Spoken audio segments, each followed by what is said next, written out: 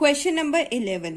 A polythene piece rubbed with wool is found to have a negative charge of 3.2 into 10 raised to the power minus 7 coulomb. Part 1. Estimate the number of electrons transferred. Part 2. Is there a transfer of mass from wool to polythene? तो इसमें पूछा गया है कि एक वूल और एक polythene है, ठीक, वूल एंड पॉलीथीन। पॉलीथीन को वूल के साथ रब किया गया और पता चला कि पॉलीथीन के ऊपर एक नेगेटिव चार्ज आ गया है -3.2 into 10 raise to the power -7 coulomb का नेगेटिव चार्ज पॉलीथीन के ऊपर आ गया। मतलब कुछ वूल से पॉलीथीन के ऊपर इलेक्ट्रॉन्स ट्रांसफर हुए होंगे, तभी तो रब करने पर वूल के इलेक्ट्रॉन पॉलीथीन पे चले गए होंगे, तभी तो नेगेटिव चार्ज आया होगा पॉलीथीन पे। ओके, तो गिवन हमारे पास क्या है? Given is Q is equals to -3.2 into 10 raise to the power -7 coulomb. Now part first में हमें क्या बोला गया है? Estimate the number of electrons transferred.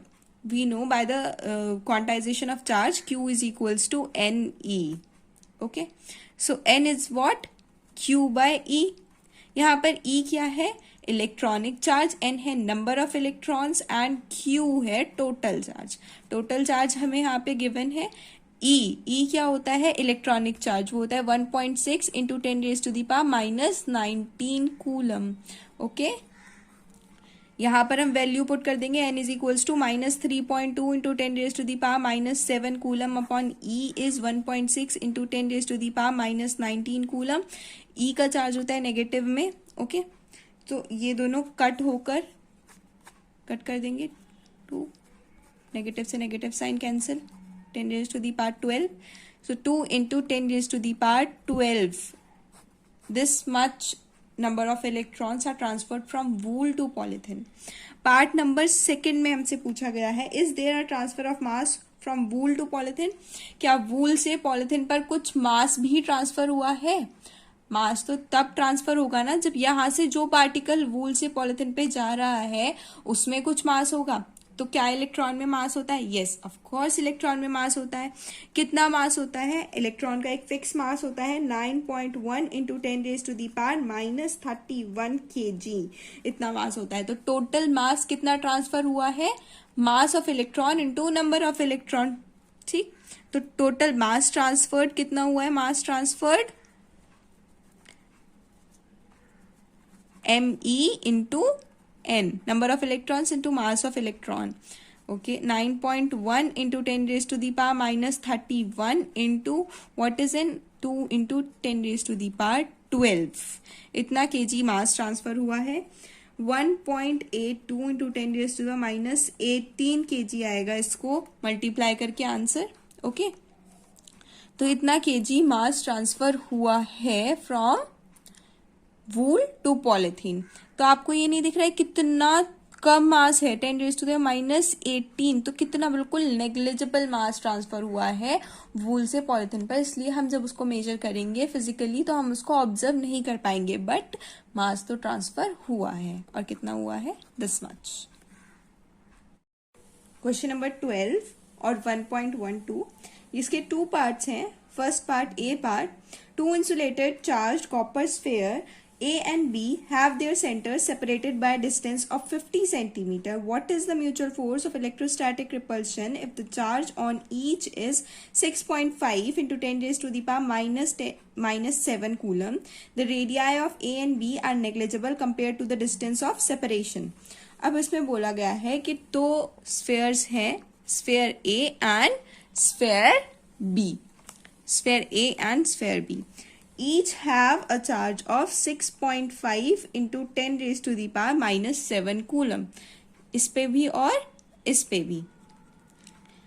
इसमें बोला गया है कि इन दोनों के जो सेंटर्स से सेंटर तक का डिस्टेंस है वो है 50 सेंटीमीटर, जो कि इन दोनों स्फेयर का जो साइज है उससे काफी ज्यादा है। ओके, अब इन्होंने पूछा है what is the electrostatic force of repulsion. सीधा हम इनको पॉइंट चार्ज मान लेते हैं क्योंकि इनके बीच में जो डिस्टेंस है वो इन दोनों स्फेयर की रेडियाई से बहुत ज़्यादा बड़ा है। और कूलम्स लॉ इसमें लगा के फोर्स निकाल लेते हैं। तो फोर्स का फॉर्मूला होता है F is equals to K Q1 Q2 upon R²।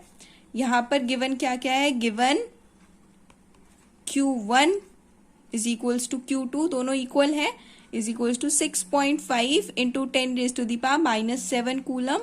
And what is R? R is equals to 50 centimetre. अब 50 सेंटीमीटर को हमें एसआई यूनिट में कन्वर्ट करना है. सबसे पहले कोई सा भी क्वेश्चन हो, कुछ भी क्वेश्चन हो, सबसे पहले उसको सबको सिमिलर यूनिट्स में पुट करते हैं हम. ये भी एसआई यूनिट में है तो इसको भी हम एसआई यूनिट में कन्वर्ट कर लेंगे. 0.5 मीटर. ओके, अब फोर्स निकाल लेंगे. F is equals to 9 into 10⁻⁹. K is 9 into 10⁻⁹. Q1 and Q2 6.5 into 10⁻⁻7 into 6.5 into 10⁻⁻7 upon R square. R is what? 0.5 metre इसका स्क्वायर. ओके, अब इसको पूरे को कैलकुलेट करके हमारे पास क्या आंसर आ जाएगा? 1.5 इंटू 10⁻⁻2 न्यूटन. तो पार्ट ए का आंसर हमारे पास आ गया है. क्या है आंसर? 1.5 into 10⁻⁻2 Newton.